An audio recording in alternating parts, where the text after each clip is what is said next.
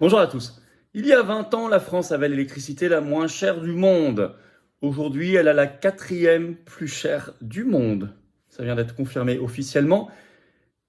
Nous allons voir qu'une gigantesque arnaque européenne éclate sur cette question de l'électricité et de l'énergie, et y compris en Allemagne où il y a une affaire d'État qui a éclaté avec des mensonges pour précipiter la fin du nucléaire sur de fausses notes, de faux documents. Ah, avec les commissions d'enquête parlementaires, les ministres concernés. Et pourtant, Macron, les Eurogagas nous disent on va faire encore plus d'Europe dans l'électricité et dans l'énergie. Ce qu'ils viennent de dire, ça s'appelle une fraude, ça s'appelle une arnaque européiste. On va parler de manière très concrète de tout ça parce que c'est la facture que nous on paye, ménages, artisans, commerçants, entreprises, petites ou grandes. C'est l'avenir du pays, c'est son indépendance stratégique, enfin, c'est extrêmement important. C'est aussi des centaines de milliers d'emplois dans notre pays, bien sûr. On va parler de cette gigantesque arnaque européenne qui éclate. N'hésitez pas à partager cette vidéo, elle est très importante, très concrète, sur un sujet extrêmement stratégique que nous traitons. Nous, liste, l'Europe, ça suffit pour la seule liste de coalition des souverainistes et des résistants, Frexit, paix, liberté, pour les élections européennes du 9 juin. J'ai l'honneur de mener cette liste, n'hésitez pas à la faire connaître partout autour de vous, parce qu'évidemment, on n'a pas les grands médias, c'est évident. On est de vrais résistants. Et n'hésitez pas à partager cette vidéo en vous abonnant à cette chaîne YouTube, en cliquant sur le petit bouton s'abonner. Il y a encore des gens qui m'ont mis en commentaire hier, j'ai dû me réabonner parce que j'avais été désabonné par YouTube, je ne savais même pas. Il faut suffit de vérifier, vous vous réabonner. C'est un petit clic, c'est gratuit. Plus vous êtes abonné à la chaîne, plus les vidéos circulent. Je vous en remercie énormément. Gros meeting en Charente ce jeudi 2 mai. Myriam Palomba, deuxième de liste, m'accompagnera à Chassor à 19h. Il faut s'inscrire juste par un petit formulaire sous la vidéo en description. C'est beaucoup mieux de s'inscrire. Tout le monde peut venir, adhérent comme non-adhérent. Il reste quelques places, inscrivez-vous vite, ça peut venir de partout, vous pouvez venir de partout. Je vous attends très nombreux, je vous donnerai les prochaines dates, parce qu'il y a beaucoup de meetings au mois de mai, pour les européennes et le Tour de France de la liberté. Voilà, n'hésitez pas à nous rejoindre, vous pouvez adhérer, réadhérer ou faire un don de soutien au mouvement, j'y reviendrai en fin de vidéo, mais tous les liens pour le faire dès maintenant. Il faut rejoindre une grande famille et vous soutenez un combat. Vous allez comprendre dans cette vidéo, si vous partagez ça, il faut venir, il faut le soutenir. Adhérer, réadhérer, don, c'est les deux premiers liens sous la vidéo en description. Et ces liens se retrouvent sur notre site les-patriotes.fr. Bien sûr, allez, on y va. Électricité et énergie, une gigantesque fraude, arnaque européenne éclate. Mais ça leur suffit pas, ils veulent aller plus loin. Enfin, on sait la vérité des prix pour la France. Et vous allez voir ce scandale lié aussi à l'électricité en Allemagne. Alors, en France, vous avez un article qui est sorti un peu partout. Une information reprise par exemple par RMC ce 25 avril, le titre « Prix de l'électricité. La France est l'un des pays les plus chers au monde ». Je vais vous citer un extrait de cet article. Les Français sont parmi ceux qui payent le plus cher leur électricité sur la planète. La France est le 4e grand pays le plus cher au monde pour les prix de l'électricité, selon une étude réalisée par Verivox dans 147 pays, avec les données de Global Petrol Prices, avec 28,3 centimes le kilowattheure pour les ménages français au premier trimestre 2024, donc c'est tout récent. C'est un peu moins qu'au Royaume-Uni qu'en Allemagne, traditionnellement c'était toujours beaucoup plus cher que la France, mais nettement moins qu'en Italie, grand pays le plus cher de la planète, à 41 centimes le kilowattheure. Il ne vous aura pas échappé que les pays les plus chers sont des pays européens. L'électricité, c'est écrit en toute lettres par RMC. L'électricité est nettement moins chère au Japon ou aux États-Unis, moins de 20 centimes le kilowattheure, sans parler de la Chine évidemment, 7 centimes. En France, je cite toujours, l'électricité pèse 2 fois plus lourd dans le budget des ménages que dans les pays, dans des pays au niveau de vie comparable comme les États-Unis ou le Canada. Voilà.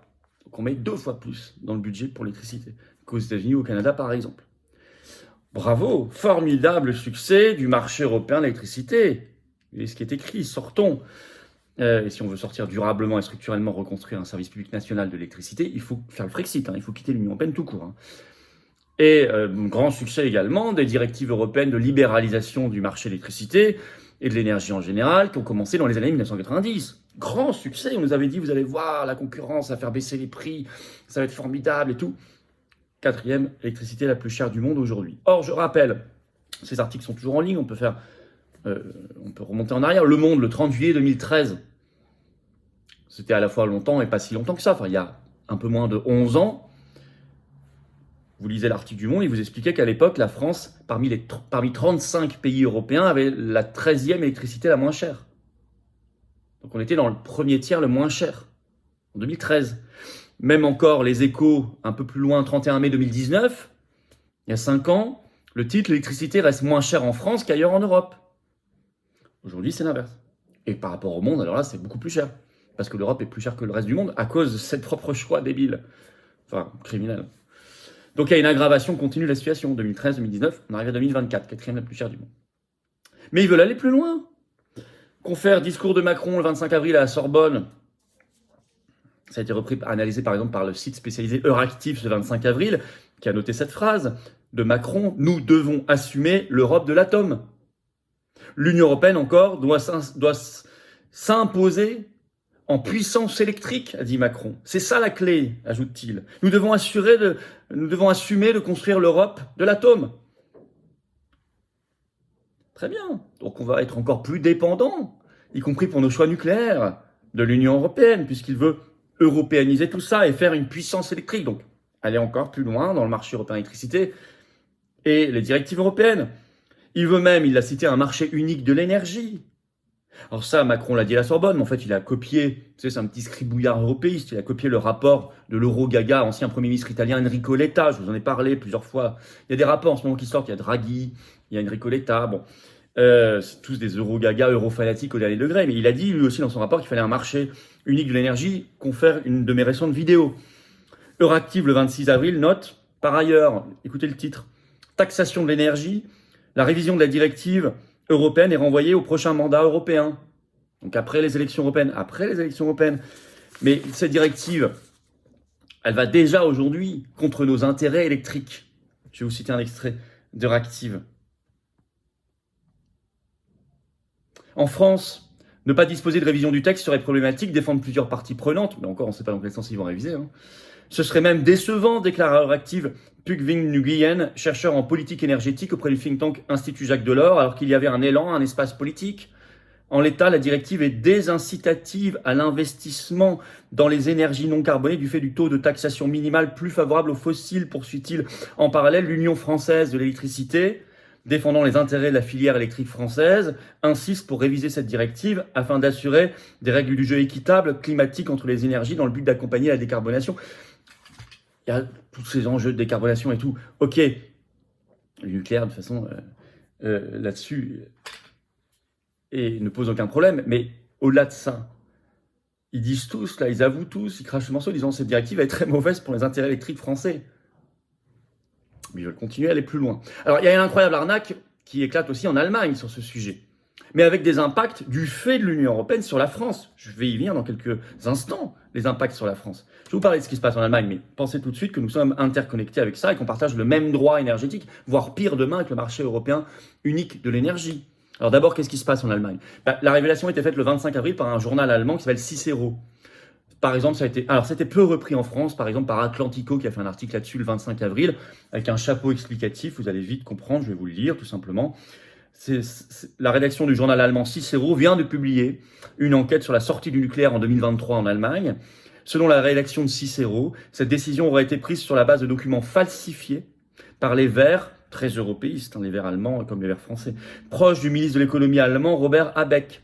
Les ministères de l'économie et de l'environnement en Allemagne auraient étouffé en 2022 les doutes internes sur le sens de cette sortie du nucléaire. Ces révélations viennent de déclencher une tempête politique en Allemagne, écrit Atlantico. Et en effet, il est écrit plus loin, le ministre de l'économie allemand Robert Habeck a dû s'opposer publiquement à la prolongation de la durée de vie des centrales nucléaires et des documents importants lui ont été cachés en interne.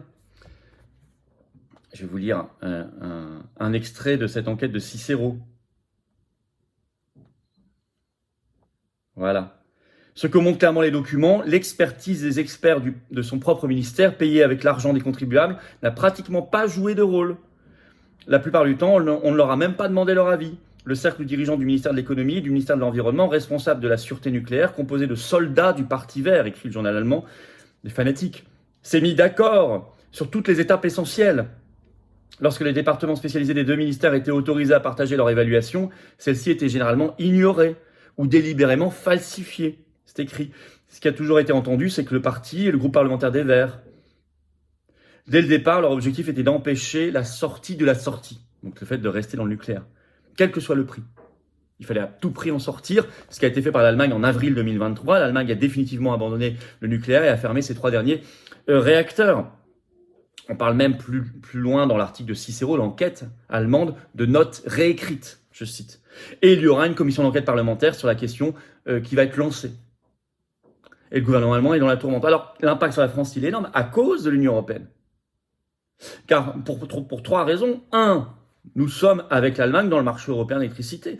Donc, l'Allemagne ayant une énergie plus chère, notamment à cause de cette sortie de l'Union européenne, le marché européen d'électricité, même révisé, parce qu'il l'a quasiment pas été, fait qu'on s'aligne sur le prix de la dernière centrale à gaz allemande allumée.